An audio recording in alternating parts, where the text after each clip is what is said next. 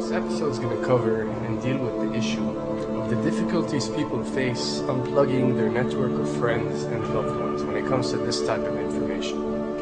I get emails all the time from viewers and subscribers complaining that they find a high level of difficulty in communicating this type of information and this type of what people call conspiracy to their network of friends. They tell me how people reject this information. People fight it, people laugh at you, people call you crazy, call you names. And this is very common when it comes to this type of thinking and this type of knowledge, and I faced it.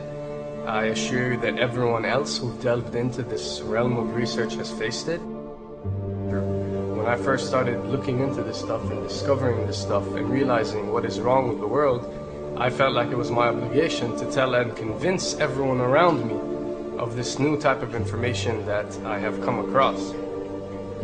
But in essence, years down the line, I've learned that it does not work this way.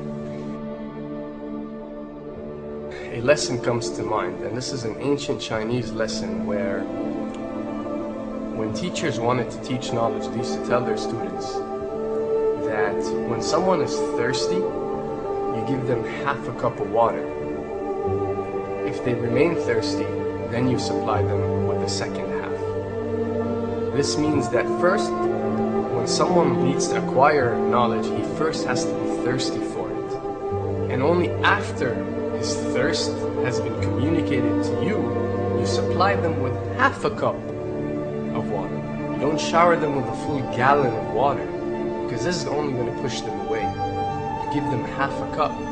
If they ask for the second half, you supply it to them. If they don't, it's not your responsibility. They will sooner or later in their lives. The best way for people to see and change their way of thinking is for them to experience the change, is for them to see and research this knowledge rather than someone telling it to them. So if you do care about someone, or if you do want to share this information, you got to be very subtle. You got to do it in a smart way, and you got to bring the person in. Ask them questions instead of supplying the answers. You're sitting watching the news with your friend, and he's talking about certain situations being broadcast on the news. Ask him, why do you think this is this way? Why do you think these stories are covered? Through such type of discussion, rather than preaching, you will build a certain level of trust or a level of comfort between you and the desired listener. And this can help you now to take it to the next step, which is to facilitate ways for him or her to achieve or receive the knowledge that you find valuable. Then the ones who are ready to see and the ones who are ready to be unplugged will do so.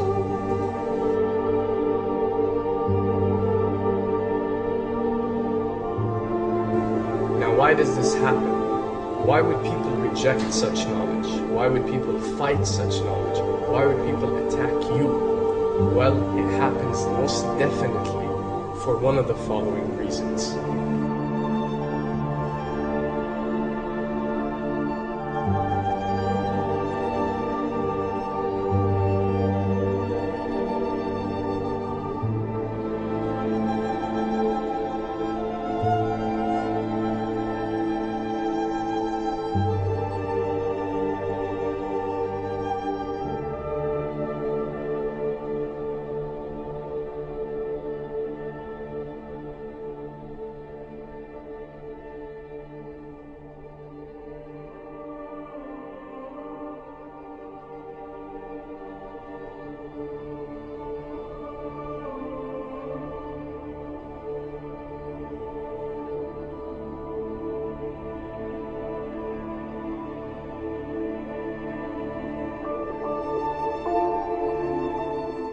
Have to understand, most of these people are not ready to be unplugged.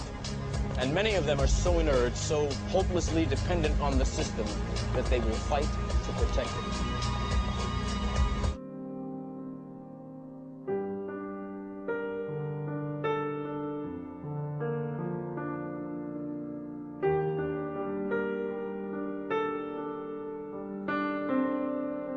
The greatest hypnotist on planet Earth is a oblong box in the corner of the room. It is constantly telling us what to believe is real.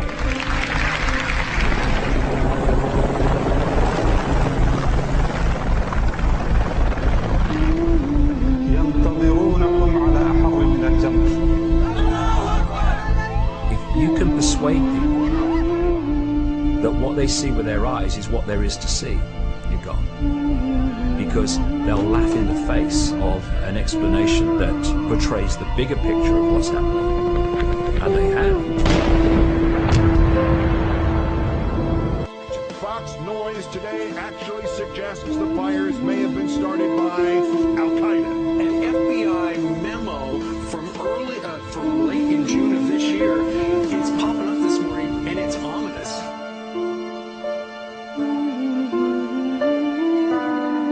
Those who oppose this vital tool in the war on terror need to answer a simple question. Which of the attacks I have just described would they prefer we had not stopped?